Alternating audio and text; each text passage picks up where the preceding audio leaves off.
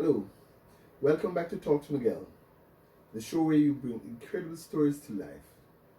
Today we have the honor of speaking to a true trailblazer, Sandra Murphy. Sandra's story is one of resilience, innovation, and breaking barriers. As a first-generation Windrush descendant with roots in St. Lucia and Barbados, Sandra's journey has been anything but ordinary. With over 50 years of experience in the equine world, Sandra has worn many hats: rider, trainer, breeder, and now a qualified equine nutritional hydrotherapist. But her achievements don't stop there. Sandra made history as the first black female to compete for the Royal Air Force, and she holds the distinction of being the 9th black woman in UK history since 1817 to gain a patent, having created the world's first liquid feed for horses. Her groundbreaking work and dedication have not only revolutionized equine care but also inspired countless others to chase their dreams, no matter the odds. Sandra, thanks for joining us today. I'm thrilled to dive into your incredible journey, the challenges you faced, and the legacy you continue to build. Let's start with your life. Can you start by telling me a little bit about your background and upbringing as a first-generation Windrush descendant from St. Lucia, Barbados? Hello Miguel, thank you very much for having me on your show today. My name's Sandra Murphy and I have been with horses for nearly 55 years now. So I started getting into horses way back. I can't even remember actually when it was, but they got under my skin very early. I was born in Whitechapel in London to parents of Caribbean descent, and soon, I think it was about age 4 or 5, we moved out to the suburbs of Essex, of London into Essex, into Hornchurch, and we were one of the first black families to be moving out of London, and I always remember as a very young child having the freedom of running around the school fields, because we backed onto the senior school at where we lived, and so that was our playground when we were children, and my brothers and I and my sister, but I got into horses from a family friend that introduced me to them when I was about 3 or 4, and literally since then they have never left me. Which some people might think is a nightmare, because I don't have all the luxuries that other people have because of other things. But anyway, so when I was young, I was introduced to horses by a family friend. It was quite, I go back to this, but it's quite daunting really, because of my love of horses, this family friend took advantage of that. And I was abused as a child, and it was quite difficult for me because I didn't know that there was anything wrong with that as a young child, and he did take advantage of me because he used to take me to the ponies and show me, take me riding, and I just loved it so much that's what I just thought was normal. And did you ever say anything to your mom or to you? No, not at that age. I didn't know, because I didn't feel that she would believe me, to be fair. They would believe me, so it just went on for a while, and I was sort of withdrew from a lot of things, and I know my dad was, he noticed that, he used to take me down to the local riding school, and I never used to get the rides. It was always, Sandra, shut the gate, we're going out for a ride, you'll get your ride tomorrow or whatever, but I never really got many rides because they used to just take advantage of me at the riding school, but I got to a point where I was withdrawing so badly. My dad noticed there was something wrong, and so he approached the gypsies one day, the travellers one day, and he bought this little pony called Bella. Well, I called her Belle Noire, which is like Black Beauty in French, and she was a poor slip of a thing. She was quite abused. She had no fur on her back, and she had a great big sore on her neck where this collar sat round her neck and it cut into her neck, and so I sort of rescued her, but it was me rescuing her, but she was rescuing me. Well, yeah. You know, and it was a lovely relationship that we had. I never knew anything about horses, but my dad built me a field shelter up in the field. We had a field from the council, and the next field along was a lovely girl called Juliet. Oh, what were you at this stage? At this stage I was about 10 at this stage. I'd been through the abuse and everything, you know, going up to that, and I got to the point where my dad, as I say, my dad noticed there was something not quite right because I was withdrawing. So Bella brought everything out of me, you know, the fact that I had something to love because I didn't feel loved and all that sort of thing. It was a really weird relationship because I just put all my love into my pony. And I ended up spending like nights we used to spend out. I used to be in the stable with her and all that sort of thing. My mum always knew where I was. I was always down there with the pony. But this girl Juliet that was in the next field, she was a very white, very sort of quite an upper class girl, you know. But she took me under her wing and she taught me all about horses, as much as I knew at the time. So she was like my mentor as such, you know. And it was lovely because I learnt an awful lot from Juliet. And having the pony was my release, my way out. But I got to a point where I was being abused at school as well, and I had to fight every day at school. I was always fighting. In fact, I think I was the best fighter in school when I was 12, 13. But I think when I got to 14, I think it just overtook me. I was very depressed. I was very introvert, you know, and it was just me and my pony. And I used to have a cockatiel that sat on my shoulder, and I used to have a duck on a harness. And me and animals are like real sort of like this, you know, because I felt I could give my love to them, and they would give me love back unconditionally, sort of thing. So it got to the point though where I was feeling so bad and so depressed that I tried to commit suicide a couple of times.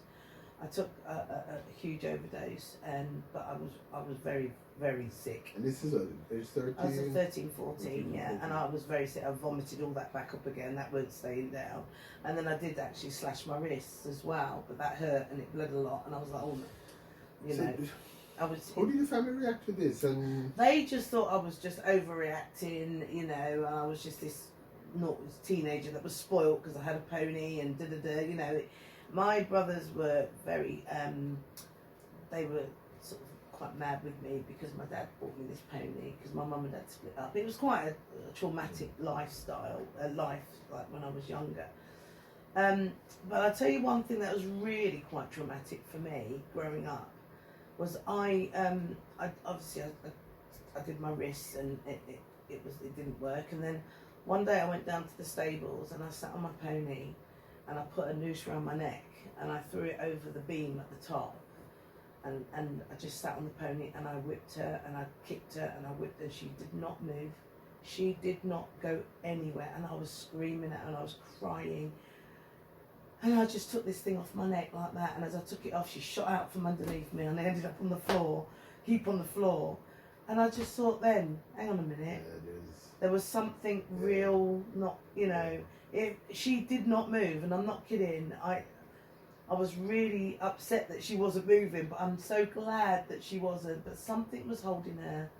I just knew then that I was destined for something. So when you said all of these experiences shape who you are today? Absolutely. Oh, absolutely. I was going to say, so going on from that, I realised then that I was here for a reason. I didn't know what the reason was, but I knew that there was a reason. Anyway, yeah, I mean, that was my childhood traumatic experiences. And also being brought up in a predominantly white area, I remember once going to the shops and I wasn't allowed in. We weren't allowed in the shops when we were little, young children. What do you think of that? Well, I never thought there was anything wrong at the time. We just gave my white friend my pocket money. We had the same pocket money. We had 6p each, and I gave her my pocket money. She went into the shops and she would buy her sweets, but she would buy mine as well. And she'd come out the shop, give me mine, she'd have hers, and off we ran, you know, and played. And I never thought anything different until the Pakistani family moved into the corner shop, and I was allowed in, and it was like, whoa, big eyes. I was like, I'll have some of that, I'll have, and I had all these things, and it was like, you've only got sixpence, and I had to put it all back, but I had the choice. Yeah, it was the first time time I'd had the choice, and that made me realise about this thing like the white, what's it called, white privilege, and I didn't realise what that actually meant until I look back and when I was a kid, you know. So yeah, there's a lot of things that helped shape me as I grew up. Yeah, definitely. So I mean, so you got a pony quite early. Yeah. Would you say you knew you were going to, because you love horses and it started from there, but would you have said you thought this was going to be your journey? No, not really. When I was a really small child, I remember sitting on the back of the sofa here when the show jumping was on the telly. They used to have show jumping on the telly back then, and I used to be riding the horse on the back of the sofa, you know, and I'd be jumping everything. And you know, that's when I knew it was under my skin. But when I got my pony, that's when I knew that there was a reason for me having this, going on this journey with the horses. But I never wanted to work as a riding instructor or a breeder or anything like that. I wanted to have that as my passion, because I know when you start going down the road of actually working with horses in that respect, they become a bit of a commodity, you know, and especially buying and selling and things like that. I didn't want that. I wanted to have a career, but then I wanted to make sure that I had horses as my sort of main hobby as such. I want to ask, you spent 50 years in the equine world as a rider, trainer, breeder. What was one of the challenges you faced entering this field as a black woman? Well, I mean, I think one of my earliest recollections is when I did have my pony back in Essex when I was younger, and there was a few ladies down there, or a few girls down there that used to really look at me and scoff at me and you know, ask me who have you borrowed that horse off of, who have you got that pony from, and I'd be like, he's mine, she's mine, and they'd be like, no, she ain't, she's not yours, and I'd be like arguing with them that she's my pony, you know, and that was one of the earliest. These were adults. No, these were kids. These were other young girls that, you know, had ponies on the area that I was on. And it wasn't until they realised it was my pony, you know, that they backed off, sort of thing. But no, I always felt very, very grateful that I'd had the opportunity to have my own pony way back then. So yeah, that was my earliest recollection of it. What was your first experience as a rider like, and how did that influence your career? So I've been riding since I was about sort of 3 or 4, and with my pony I was Bella. We literally, I saved her life really, because she was in a real mess, and she gave back massively. And I used to compete on her when I was younger, and we were very, very good when we were younger. People were a little bit nervous of us because we used to go in and we used to just, you know, win the little competitions that we entered. But it was a hard time growing up with that, because I had to, we didn't have a horse box or anything. All the posh girls had horse boxes. I used to have to hack her, you know, 6 or 7 miles before we did a competition. Hack her, what is that? So ride her to the competition, and they used to get in their horse boxes and tally her off. They went. So she'd be tired by the time you get there. She was fit. She was fit as a fiddle, and that's why she used to win, because she was so fit. But then, yeah, and then a bit later on, obviously, I'm looking about when I moved up to Lincolnshire, or there's so much that's gone on in my young life. But I moved up to Lincolnshire with my mum because she got divorced, and I ended up going up to Lincolnshire, and she sort of bribed me really a little bit, because she said, oh, if I give you like some 12 acres and a stable and you go up, will you come up with us, sort of thing, because I was school age. I'd nearly left school at that point, and I said yeah, because my dream was to have my pony in my back garden. And wow, you know, we went up there and we found a lovely house with 12 acres and a stable in the garden, and so yeah, that's just moving from Essex to Lincolnshire. This is a predominantly sort of white area. Very much so. Very much so. And doing something that's predominantly White, yeah. And I never thought anything of it because I've always had my own. So I never really, went to like livery stables and stuff like that. I had my own. Always had my own. So when we moved up there, I bought another horse called Solomon, and we had. I used to go competing and doing show jumping and cross country, and I always used to do really well. But nobody was ever my friend as such. It was always I'd turn up and people look at me, and then I'd go home. I wasn't sort of with anyone. I wasn't at a livery yard where there was other people. So I had a bit of I would say a little bit of a privileged, experience there because I had my own yard, but it was very lonely because there was no one else around, that would help me or be friends with me, sort of thing. But then I sort of progressed and joined the Royal Air Force. I was just letting right. you that, So yeah. So yeah, I actually went and worked at a saddlery, so I learned a skill. And remember I told you about that girl Juliet? Yeah. Her dad made her a beautiful bridle, and I was so not envious, but I was like, I've got to do that. I've got to do that. It's gorgeous. So I actually got a job working at the saddlery in where I lived in Market Rasen in Lincolnshire, and I learned the skill to make bridles and saddles, and I was the best bridle maker in there because I just loved the thought of making this leather work, and the job came up to be the apprentice, and they gave it to someone else, and I was heartbroken. So I joined the Royal Air Force. I said, right, I'm done. And I went into Lincoln, bought myself a strawberry milkshake, walked into the careers office, and I was signing up, and I did. So, as you say, you made history as being the first black female to compete for the Royal Air Force. What was that experience like? Well, it was great because I had another horse then called called Raj.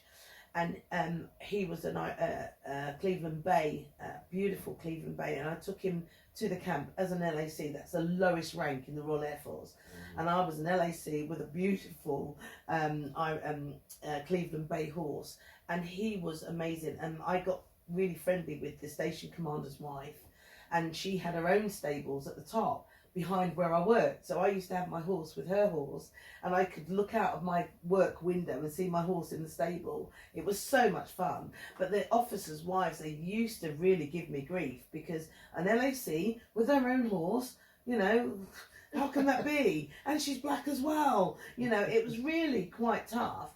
But the good thing about the Royal Air Force was if you was a sports person way back then, I'm not sure what it's like now, but if you was a sports person, you would get lots of people would really respect you as a sports person. And I was a sports person when I was in the forces. I played 16 sports in the RAF, and I played 7 of those for the Royal Air Force against the Army Navy, and overseas as well, in this country and overseas.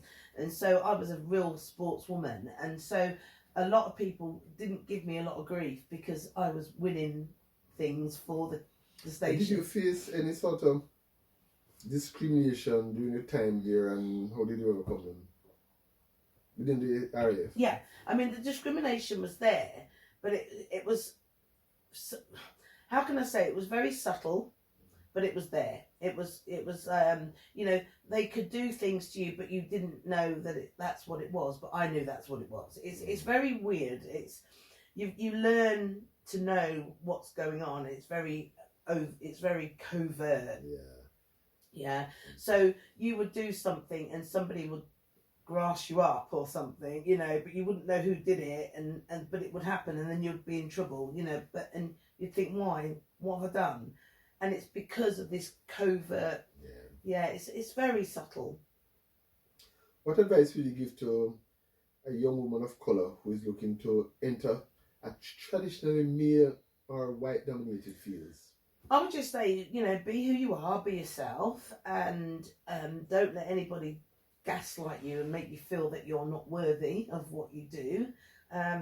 I've felt like that in the industry that I'm in. I felt very gaslit and very imposter syndrome as well. That's another thing that you get as well. Thinking, am I like? Well, you're good. I mean, I know that I'm good at what I do because I'm qualified. I've got my degrees and everything. And but it is one of these things I always say to women is be a pioneer. Be a pioneer for the next generation. And that's what I'm hoping to become, is a pioneer for the next generation. Because I've been and done so much, and I've built so much stuff as I've gone along. But now I can see that there's other people that look to me and go, oh, well, if she can do it, I can do it. Yeah, that's what you want. You want to give for the next generation. Absolutely. So you're in the RAF. What's the next stage? When you decide to leave the RAF, what happens? Do you decide, okay, what am I going to do now? How do you come to a decision? Okay, you spent how many years in the RAF? 12 years, and you decide, okay, you're leaving. What next? So my time in the RAF, I started off at RAF Cranwell, which is in Lincolnshire, and I was able to take my horse there to Cranwell. And whilst I was there, I decided to go hunting. I know we don't do that anymore, but that's what we did back then. And I've never been before, so I didn't have a horse box, so I ended up hacking him, so riding him to the meet, which was 7 miles away along the A17. And I took him there to Sleaford, and we stood in the marketplace, and we had our sherry and whatever it is, and then off we went across country. And we were out there for about, I would say, about 4 hours. Going cantering, galloping across fields and everything. And I realised then he'd only had his breakfast in the morning. He hadn't had anything else. And when you're out on the field, they're not allowed to graze. So when he went to try and put his head down to get some food, pull his head up. This was the etiquette. And I was like, well, he hasn't eaten anything. But no, he wasn't allowed to eat, and there was no drinks or anything, no buckets of water for him. But I noticed halfway through the day that the huntsmen, the main guys, had changed their horses, and mine hadn't changed. So I decided then, look, he's had enough, and I said to the lady, how far is it home? And she said 12 miles that way. So then I had to ride him another 12 miles back to the stables. Well, needless to say, by the time he got home, he was absolutely dehydrated and really, really not very good. So when I got him in the stable, he'd gone down, he collapsed in the stable. And at that point, 35, 40 years ago, there was no mobile phones. So I couldn't phone the vet until I'd actually got back to the stables. And I phoned him, and it was about 2 hours coming out to me, because it was a Saturday. It was a Saturday. And so he got to the stables, and he'd had to put a nasal gastric tube up his nose to pump some fluids into him. And when he did that, his nose, the blood vessels in his nose burst, and there was blood everywhere, and it was awful. It was one of the worst things I've ever had to deal with, because I thought he was going to die, and I thought I'd killed him. It was terrible. But I'd gone out while I was waiting for the vet, and I'd got a drinks bottle, like a sport bottle, and I picked a load of grass, and I took it to the airman's mess, because obviously I didn't have my own kitchen. And I said to the guys in the mess, please, can you liquidize this so I can get the juice out of it, and I could feed my horse the grass juice, because he couldn't eat because his mouth was sore from chomping on the bit all the way, for the whole day. So he couldn't eat anything, and I had to get this grass juice into him. So I think I probably gave him about 2 or 3 litres of grass juice. But that's the only thing he could do. And when the vet did come out, the vet said to me, I said to the vet, is there anything you can give him? And he said, no, there's only a bran mash. And I said, well, that won't work. It will just strip him of everything. So it was that gave me the idea of where I was going to go. Not at the time, but it was there. There was an idea there. There must be something that we can feed a horse. And then my life went on, and I ended up getting married and having, a little girl, and I had her just a year before I left the Royal Air Force. And I'm a bit of a trailblazer. I was a trailblazer in the Royal Air Force as well, because I had a fiance at the time. He was engaged, and he was in the army, but he came out and he was a civilian. And so I was in the Royal Air Force. So we lived out in Germany at the time, was in RF Larbrook. So we lived out in the community in our own flat. And I fell pregnant, and I said to my officer my officer commanding, I said, look, I'm pregnant. and there was a lot of hassle then because women and being pregnant in the RAF, and it was like, oh. And I remember my sergeant saying to me, because I just passed my HGV1, he said to me, what a waste of money that was.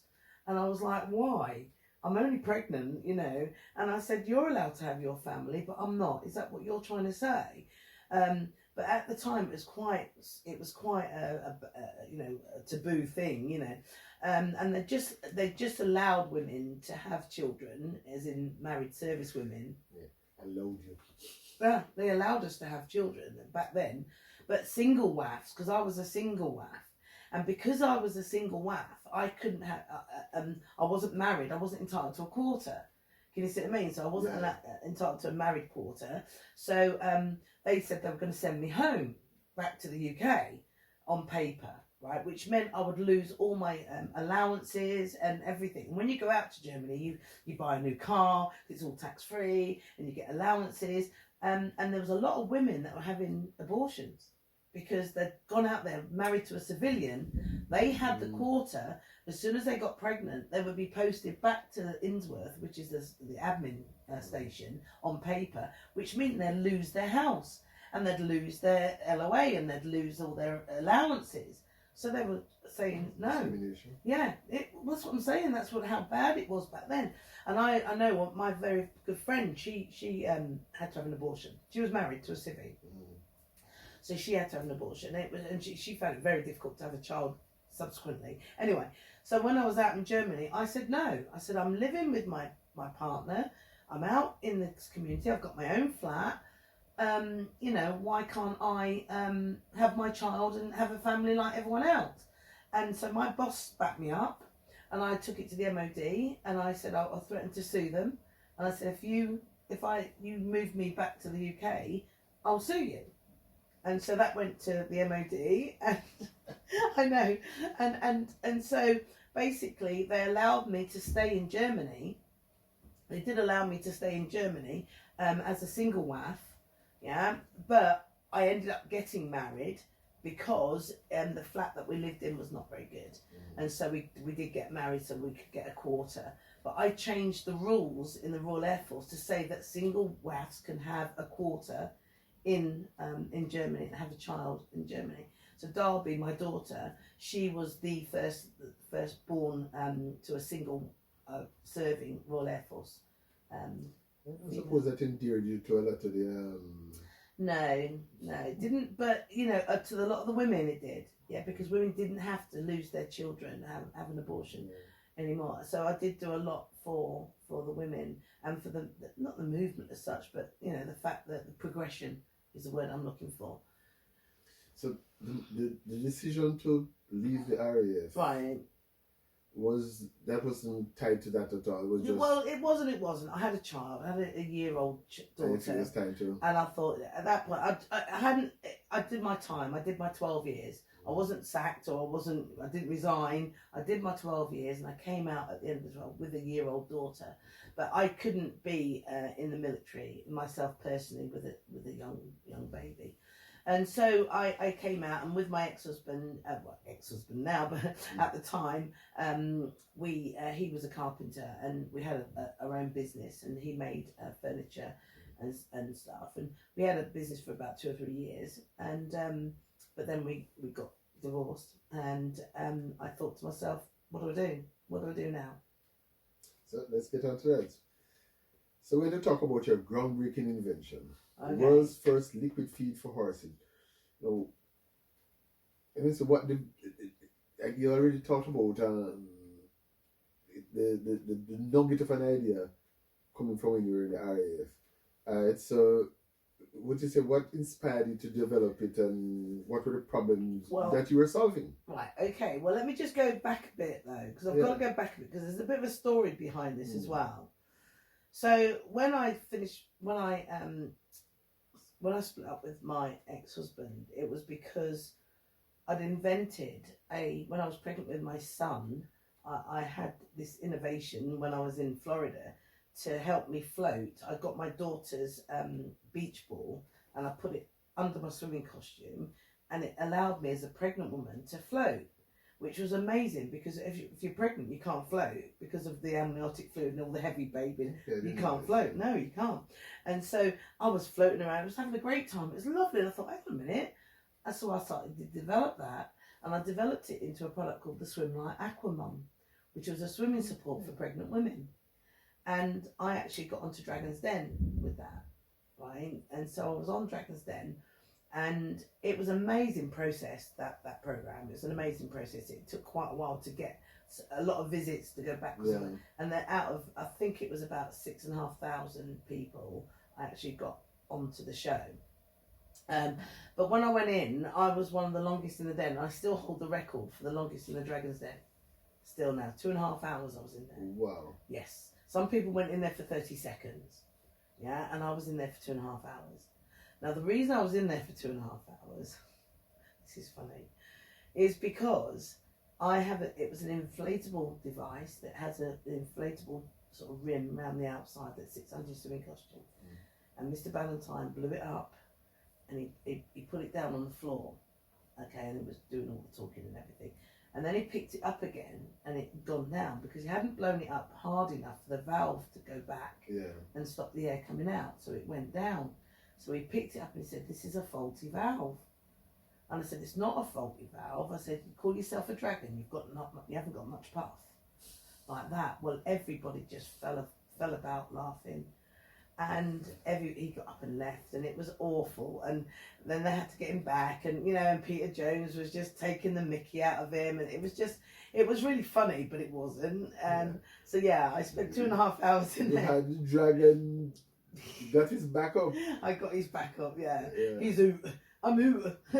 So he got out, but I didn't get the money. But it wasn't the money. It was the experience that I really valued. A lot of people say, oh, it's a failure. No, it's not a failure. And as an entrepreneur, failures are so important, right? Because when you do things like that, you learn from it. And it gave me a massive learning curve for a start, because when you have got a decent product like that, you have to go through the whole process. If you've got a silly product, say, for instance, you don't have to go through all that process because it's a bit of an entertainment program. But if you have got a good product, there is a certain process you have to go through. You have to know everything about your business, your financials, you have to know your markets, your strategies, and you've got to know all that. And so it gave me a huge learning curve, a huge understanding of what I needed to do. So when I got to the point when I came out the RAF and I didn't have this product, the Swimlight Aquamum didn't come to anything, I lost everything. I lost my drop-kicked my ex-husband, and lost the home, and I ended up on a sofa in my mum's 2-bedroom bungalow with my children. I had nothing, and this is coming from a beautiful 12-acre house, land, detached home, and I literally was at rock bottom. And I remember one night I was, after I'd done the firework display for the children, I had a little bonfire in the garden and fireworks and that for the kids and toffee apples, and then they went to bed, and I ended up tossing all of these products, all these Swimlight Aquamums, onto the fire, because I just, as somewhere I had nowhere to live, I couldn't carry these boxes and boxes around. And as you know, you have to have money to make money, and I didn't have any money, so I couldn't promote this product. I had to get rid. So I ended up tossing these Swimlight Aquamums onto the fire. It was so hard because I had them made in China. I even went over to China and saw them being made on this production line, and to see me just tossing them onto the fire, I had no choice. And then I spent about a week licking my wounds, crying, on the sofa, doing nothing. And then I said to myself, do you know what, girl? You can't do this. You've got 2 kids that you've got to look after. You've got to get yourself sorted. So I did. I thought, right, girl, get up. You've got to do something. So I thought of a 5-year plan. 5-year education plan, because I had nothing when I came out of school. I think I had a GCSE physics, because I love physics, and that would not a GCSE, a CSE physics, and that converted to a GCSE. So I didn't have to do my science, but I knew I had to go back to school. I knew I had to go back because I remember Theopathetis saying to me, you need to be an expert in your field. You need to be qualified. So I thought, what do I know? What do I know from being a child? Horses. So I thought, right, I'm going to do a degree in equine sport science.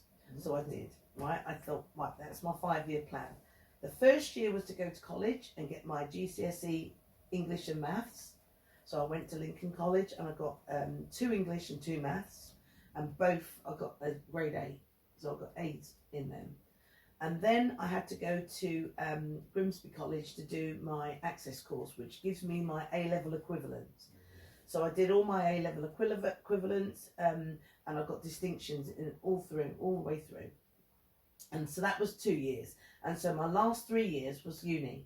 So I went to Lincoln Uni and I started my equine sports science course, and I got, I was the oldest in the class. I was 45 when everyone else was 20 and that. And I got a 2-1. So I came out and I'd done my 5-year plan. So I achieved that. And then I thought, that spark, remember I told you about that spark that I had? I thought, I'm going to research that, because you get your research mode on, you know where to go. Okay, so I got my degree in equine sports science, and I thought, then what do I need to do? And then that spark, there was that spark that I remember saying when I was when I nearly killed my horse, way back when I was in the Royal Air Force. There must be something a horse can drink when they're in that situation to allow them to get the nutrients and everything in and the fluid in that they need. And they're saying, you can lead a horse to water, but you can't make it drink. Well, I thought, actually, I'm going to challenge that and see what I can do. So one day I think I was doing a human food bar, and I found an ingredient that actually did something that I needed to use. And then I thought, well, what do they eat? And they eat alfalfa, which alfalfa is a really, really high in protein. It's really good plant-based protein, and it comes in a meal form. And I thought, well, I'll just mix a meal with water and see if they'll drink it. Well, they wouldn't, because the water, the meal separated, and the meal was at the bottom, and the green liquid at the top was just like drinking weak orange juice, really horrible. And if the horse wasn't under any stress, it wouldn't drink. So if it was stressed, it wouldn't drink. If it wasn't stressed and it wasn't thirsty, it wouldn't drink. So I couldn't get it to drink. When you created something, you have to be solving a problem, right? So what was the standard procedure? Because okay, you had to with your horse, you had to walk it for a whole long and blah blah. So what was the standard procedure, or what is the standard procedure that you're trying to because you're trying to create something where people don't even realize there is a problem? No. Well, they do realise there's a problem. Okay. Because domesticated horses do have a problem. It's been an age-old thing, 850-year-old saying that you can lead a horse to water, but you can't make it drink. Well, the way they do it was by putting salt in there, electrolytes. So you give a horse, or you just think about it, if you drink the salty water or salty peanuts, you want to drink, don't you? Because it changes the osmolarity within your cells. And so where salt goes, water goes. So if there's more salt going into your cells, water is drawn into your cells. But if there's not enough water in there, in your body fluid to go into the cells, it takes the water from your blood. And so the blood plasma is then taken out, and which makes the blood thicker, which then makes the heartbeat faster. So you get an increased heart rate, and you've got less fluid in your blood, which means you've got thicker blood, and that is not good cardiovascularly to have thicker blood. Yeah. So that the problem that we've always had domesticated horses is because they eat such a fibrous diet. If they haven't got enough fluid in their gut to produce the saliva that it takes to break down the fibre, they can then get stuck. That fibrous material gets stuck in the digestive system, and that causes something called impaction colic. And impaction colic is one of the biggest killers of horses in the whole world, second only to old age. Yeah. So that's what I'm trying to say. So it's been a massive problem with domesticated horses. Now, years ago, horses were our our vehicles, they were our, you know, they ploughed the fields. They were very, very important creatures. Yeah, back then they're not just leisure and sport, but they were there to plough the fields, to deliver the mail, and so they had a real problem of getting enough fluid into these horses, especially if these horses were under stress, and that's why they use a lot of electrolytes. Now the problem with electrolytes, as I said before, it shrinks all the cells in the body and tries to make the animal or us, whatever, source water. But if the water's not available, they're even more dehydrated. Yeah? So, and it's not very palatable. So salt isn't a very palatable thing. If I asked you to drink a glass of salt water, it wouldn't be very nice. You'd drink a little bit, but you wouldn't drink the whole thingy. So to get a horse to take in the amount of fluid that it needs to be able to replace the fluid in its system that it needs, they'd have to drink maybe 10, 15, 20 litres of water. And that's very difficult if your horse isn't going to drink it. So that's the premise behind it all. So when I had the idea of making something for a horse to drink, the fact that the meal that I found, if you use fibre and you put it with water, it sinks to the bottom, and the top bit is water. So if a horse isn't thirsty or it's under stress, it won't take water in. So I had to find a way of suspending the fibre in the water, the whole bucket of water, so that it became a feed rather than a drink. And that's what I did. I found an ingredient that actually the surface area holds on to water. So I increase the surface area so that there's more water holding on, H2O holding on a molecular level to allow this to make a gel, and it then floats, it sort of suspends all the fibre in the gel. So it makes a gel at a molecular level, and then because it's a feed, a horse will drink 10 litres in 30 seconds. So it's scientific because it has a huge scientific background, and there's a lot of science that works with it, that works in synergy with it, you know. So yeah, it's based on physiology. You would think, right? Since it sounds such a big problem that the equine world would jump at this. I guess I'll tell you who jumps at it. A lot of veterinary the option there, because they need to rescue these. They need to save these horses. The equine world, as in the leisure sport world, is dominated by the feed companies that have big budgets, and they can market a lot of things that are not generally good for animals and people. Hence, you know, the food industry, our food industry, and so they've got big budgets, and I took this product to a few of them way back 10 years ago, and I took it to them, and they almost told me to go away, little girl, you don't know what you're talking about. And I even had one of the big fibre feed companies say to me, "You're before your time." Yeah, and that was crazy. So I know it does what it says on the tin, and it does it very, very well. But they don't want to bring it in or help me with it, because they've been paid a lot of money driving around in big Range Rovers, and they haven't discovered it. So if I come in, they'll say, "Well, why are we paying you that much, and you've not done it?" So for them, as a black person in the industry, I don't know, it's really hard, because I don't want to use that sort of label, but they don't want to see something like this do well, because it takes away from what they're doing. Can you see what I mean? So can you explain how your invention impacted the equine world and horses' health? Really? Yeah, I mean, it's being used across the globe. So we have a lot of clinics using it for post-colic operations, because if you can imagine, a horse has just had an operation in its gut and it's inflamed and it starts eating hay again, it will get stuck again. So they use it as a liquid feed for horses that have just had impaction colic, because 11% of horses re-impact after colic surgery. So there's a lot of that usage. Also for things like blockages in the esophageal blockage, which it's the only product that can be nasogastric tube.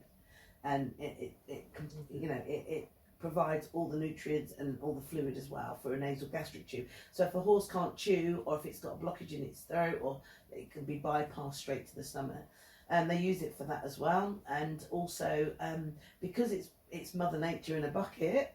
There's no additives, there's no GMOs, there's no chemicals, there's no anything. It's all just what Mother Nature says that the horses should have, but it's in a form where anyone can use, and it can be transported, it can be utilised anywhere. Okay. I mean, you're the 9th black woman in UK history since 1870 to have a patent. What does that mean personally and professionally for you? Well, professionally, it's not really been recognised through the industry. Nobody's really taken it on board. Personally, it's just amazing. I mean, it's took me a lot of work. It's cost me like £35,000 to get this patent, and it took 5 years to get it. And even when they sent me the letter to say, they rang me up and said, "Have you seen the letter?" And I said, "Look, I can't pay for it. I can't pay. You'll have to wait until next month." They said, "Have you seen the letter?" And I looked on the in tray and it was there. I thought it was a bill. And when I opened it, it says your patent's been granted. And that's the first time I've done the chicken dance around my office. I was so excited. But I'd actually been granted the patent, which it took 5 years to fight that to and from the European Union. So yeah, we've got it eventually. And that's 20 years I've got that patent for now. Looking back on your journey, balancing the road as a rider, trainer, breeder, and scientist is no small feat. How do you manage to juggle all of these responsibilities? So, yeah, that's not easy. I have obviously the business, Equine UK Limited is what I set up in 2014. I was a single parent with two children, and I had 4 horses, and it was tough, and it was really sad, really, because I let stress get the better of me. And in 2019, I ended up diagnosed with cancer, and I've been with this cancer for the last 5 years now.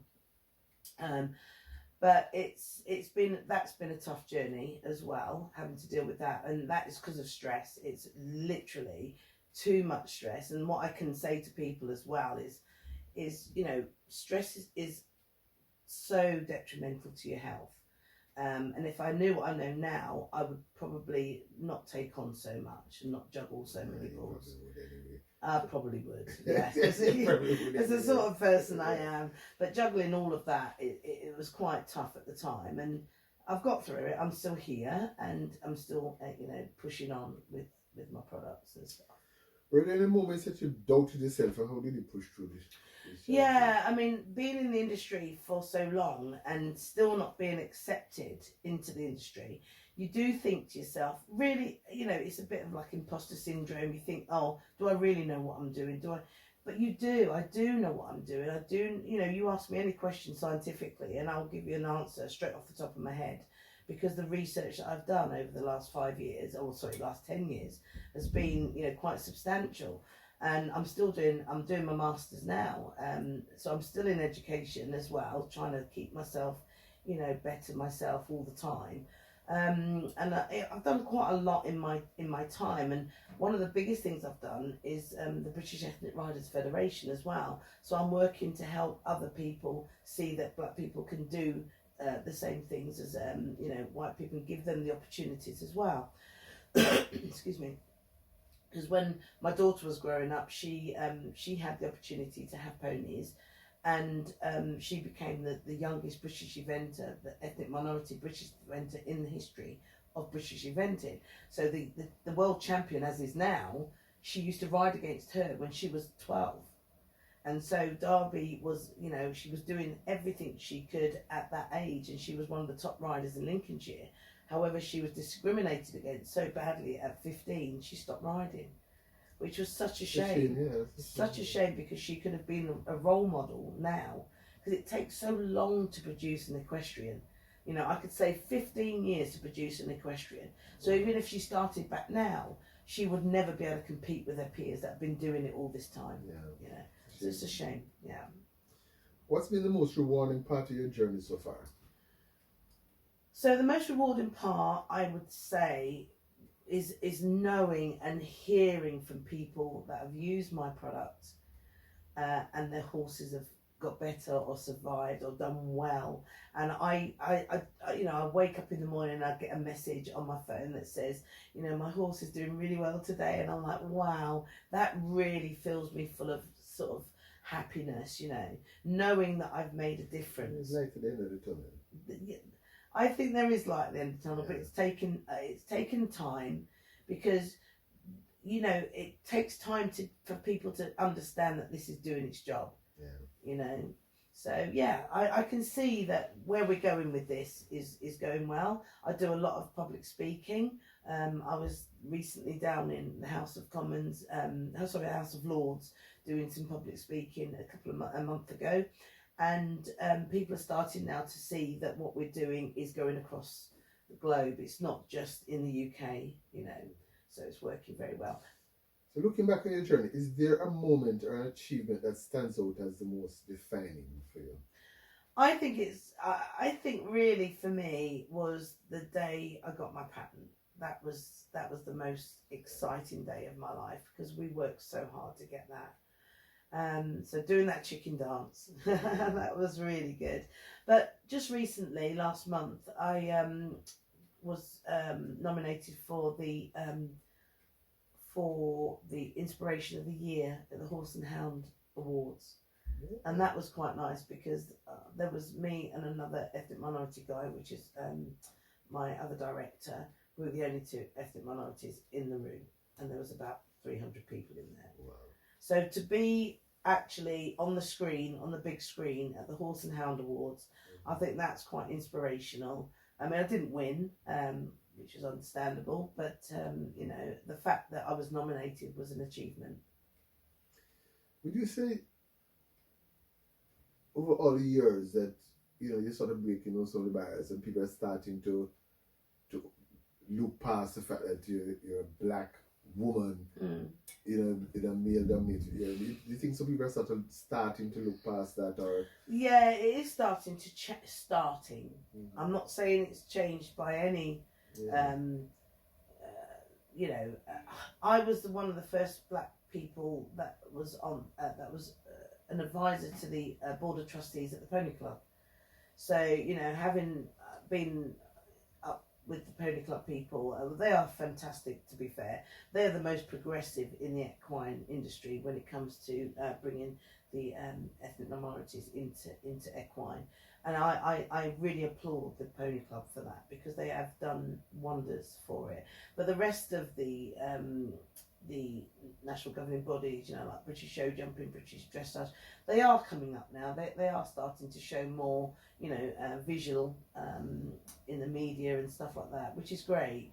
But we really do need to concentrate on the ones that are actually doing it now, and really give them a voice and give them a platform, so that they can actually get out there and do what they do. What lessons have you learned along the way that you'd like to pass on to the next generation? I would say just keep going. It is tough. All business is tough, especially if you're looking to go into a business is predominantly white and predominantly male. Excuse me, but I think one of the things is you've got to be resilient. You've got to bounce back. You've got to take the blows and stand up again. And I think that's one thing I've done. I've been knocked down that many times, but I refuse to stay down. I stand up again. And even through the adversity of, my illness and issues like that, and health and stuff, I've always stood back up again. So, I think you just have to be resilient. I think that the main thing is be focused. Make sure if you are going into business, that you know your business inside out. That you are an expert in your field. Because if you're not, and especially being black as well, they will tear you to pieces. Yeah, absolutely.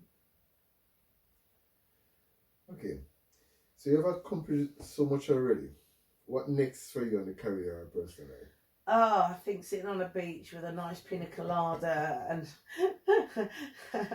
no, I think what I would like to do is I would like to open a centre for horses that can be brought to us to experience the equine nutritional hydrotherapy and to and to educate owners into what they should be feeding and how they should be feeding, and a bit of equine psychology, because I think a lot of people that get horses nowadays, they don't know about the psychology, they don't research the psychology of horses, and they don't understand that, you know, just because you're feeling cold doesn't mean to say a horse is feeling cold and you have to put 10 rugs on it, you know, because what you're doing is you're messing with its thermal regulation, you know, and we are cold because we don't have a fur coat, you know. Yeah, and these are the things. Talk about all the time, yeah, absolutely. But you know, I think education is something I want to do, and I want to do some a YouTube channel where I can start educating people. You should. Yeah, that's what I'd like to do, and it's finding the time between the business and everything else without putting too much stress on me, because I've got to remember my health is important as well.